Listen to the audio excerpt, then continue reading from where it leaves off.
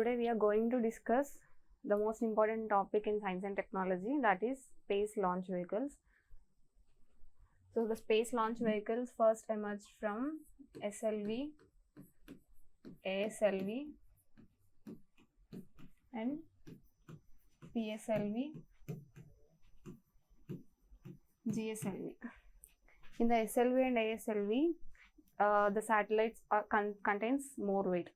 In order to reduce that weight, the PSLV part was introduced, where first time liquid was introduced here, and in even after introduction of the liquid, the weight is still more, and in order to reduce that, we introduced cryogenic engines in the GSLV. Now we will discuss about PSLV first. It has total of 4 stages.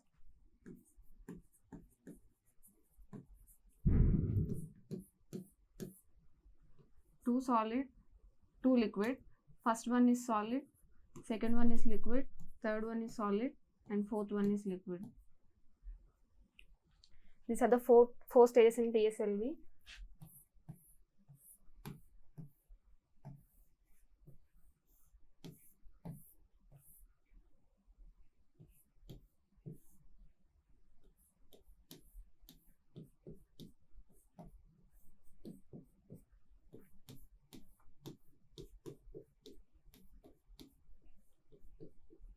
So this is first, second, third and fourth. This is solid, liquid, solid and liquid again. And we have here 6 boosters.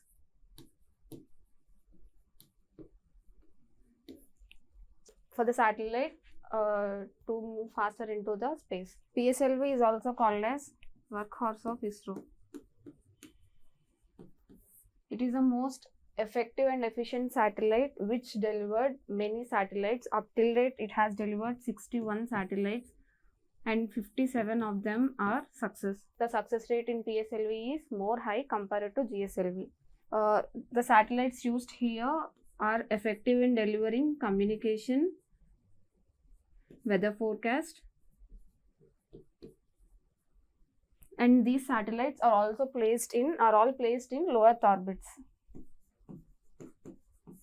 So the low Earth orbits contain the range of low Earth orbits are less than 1000 kilometers. If the satellites want to place beyond low Earth orbit, we need more capacity of the satellite in order to go farther into the space. If the satellite has more weight, then it is difficult in order to place the satellite beyond low Earth orbit. So we have introduced GSLV with the cryogenic engine. Before that, we should also know what are the low Earth orbit, sun synchronous polar orbit, these concepts. So low Earth orbit, we will have Earth here. This is equator, north and south. You will have one particular orbit here. This will be in less than 1000 kilometer range. This is low Earth orbit. You will have polar, sun synchronous. So you will have Earth here, equator, north and south. If you have one particular orbit around the north and south, so the orbit will be parallel to the north pole and south pole. That will be considered as polar orbit. Now in the sun synchronous orbit, we will have orbit slightly inclined with approximately 20 to 30 degrees inclination from the polar orbit. Even this is also inclined towards sun's direction. So what exactly it means? Today we are at 12 o'clock. We are in India. The satellite location is in India. Tomorrow come back to the same place at the same time. So the satellite position will be at the same place. So the satellite is inclined towards the sun direction. So whenever the satellite sun position is at 12 o'clock, the satellite will also be at the same time and the same place. So this is the way how the satellite will be synchronous towards the sun, and this is called sun synchronous, polar sun synchronous, because this is slightly, only with the slight difference of 20 to 30 degrees, it is inclined towards the polar orbit. This is called as polar sun synchronous orbit. We have geosynchronous and geostationary. Geosynchronous and geostationary both are mostly same, but the slight difference only among them is you will have Earth here, this is equator, north and south. You will place one particular orbit here, this is parallel with the equator. So the direction of the orbit will be from west to east, and the orbit will be parallel to the equator. This is geostationary. Geosynchronous will be same. I mean, the distance between the equator and the orbit is 35,786 kilometers.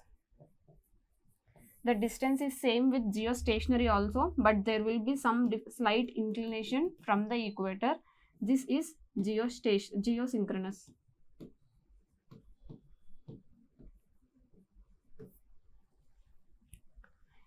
Even here, if you place any satellite here, it will rotate along with the earth direction. So now if there is one particular satellite, consider this is India, and now there is one particular satellite here. Now you will place a satellite here, and the satellites rotate along with the earth equator direction. After 1 day, I mean, whatever the rotation of the earth it takes, the satellite also will take the same time. After 1 day, you come and see here, the satellite will be at the same place, and you will see the same location of the same location of the earth from the satellite. So it will help in monitoring weather forecasting information.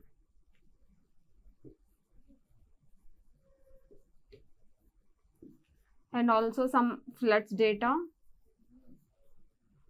and any other thing which are related to the geographic changes of the earth, those all will be easily observed or monitored through the geosynchronous and geostationary, as it is relatively same with the travels with the same speed of earth equator.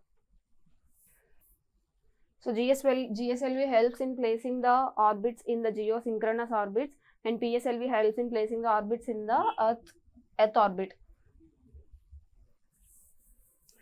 The only difference between PSLV and GSLV is places satellites in geosynchronous orbit carry heavy capacity,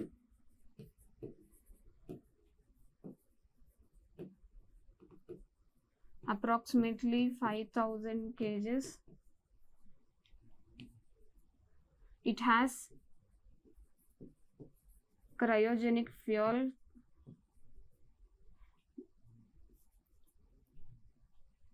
and it has 3 stages: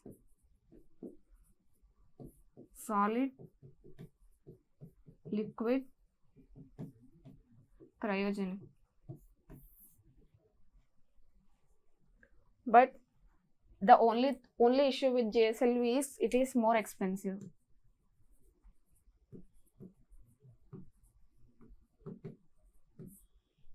And also the success rate in GSLV is less compared to PSLV.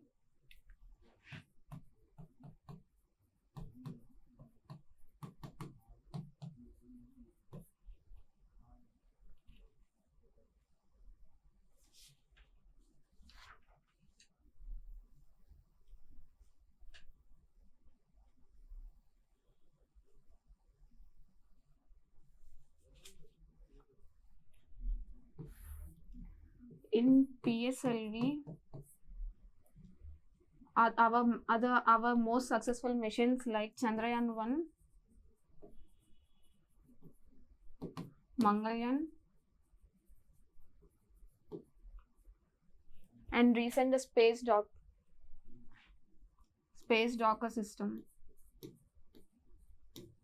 Space docking system.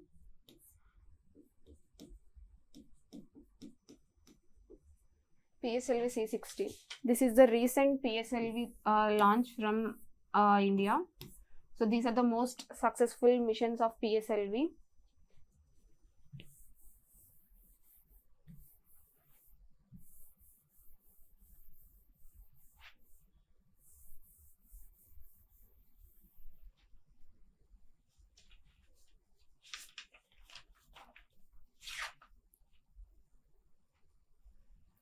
We have one more concept, space docking experiment.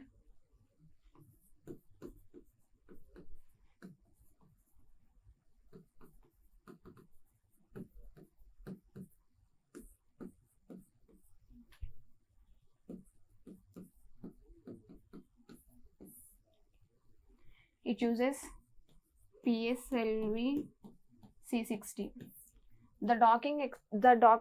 What exactly is docking means? You will have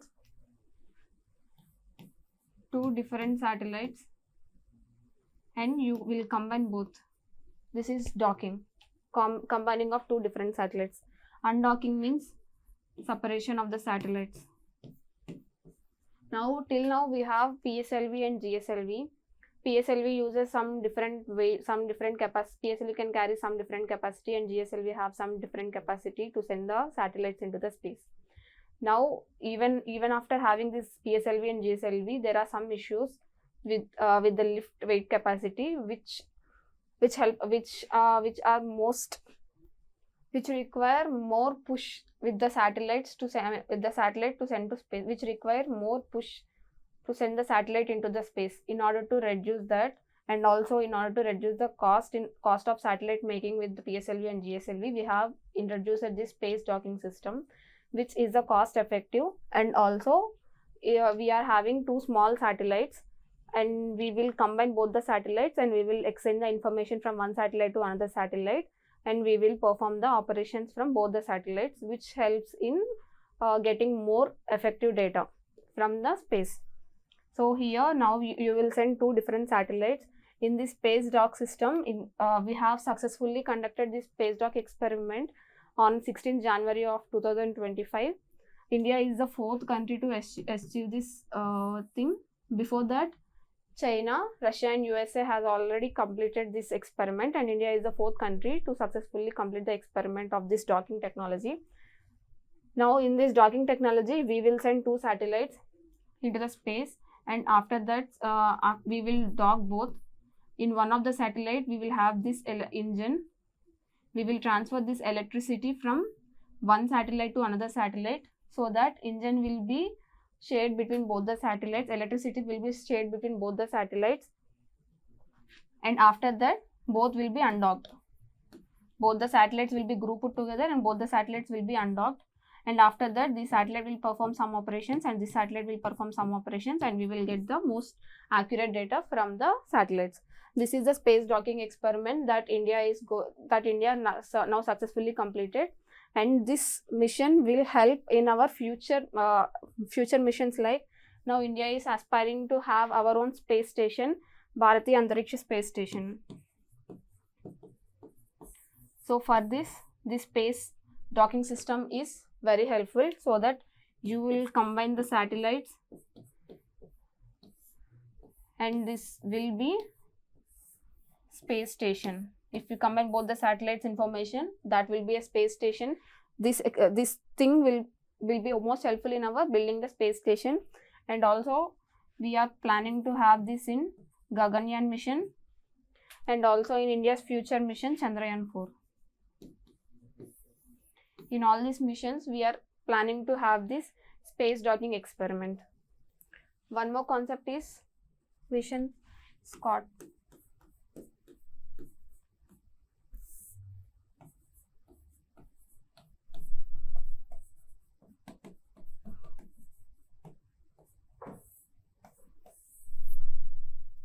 Mission SCOT means space camera for object tracking.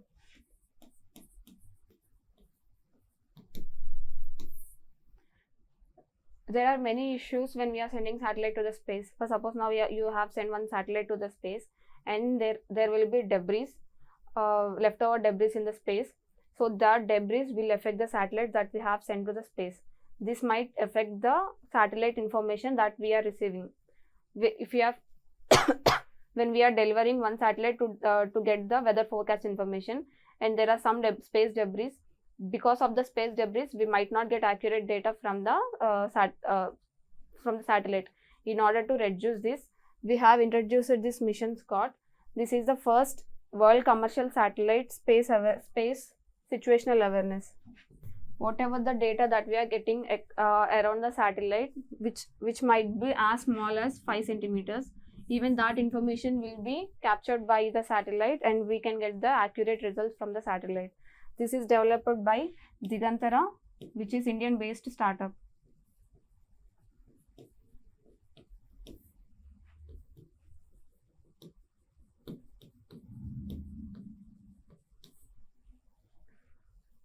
Now this Digantara is supported by Aditya Birla Ventures and SIDBI.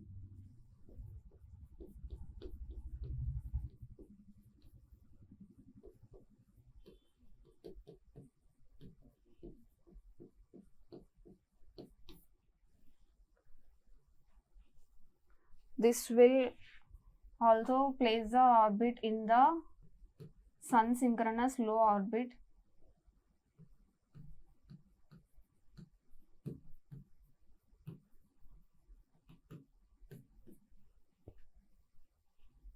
Monitors the data as small as 5 centimeters, as I have mentioned earlier, and it is more reliable for weather forecast information.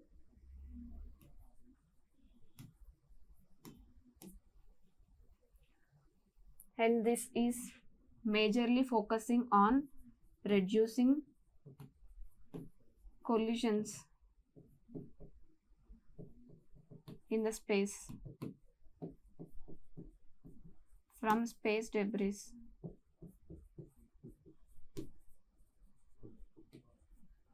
And also helps in national security.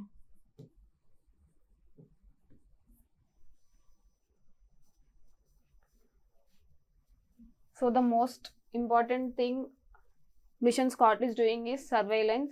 So it will capture every data, minute data across the satellite, and it will give the information most accurately. This is regarding Mission SCOT.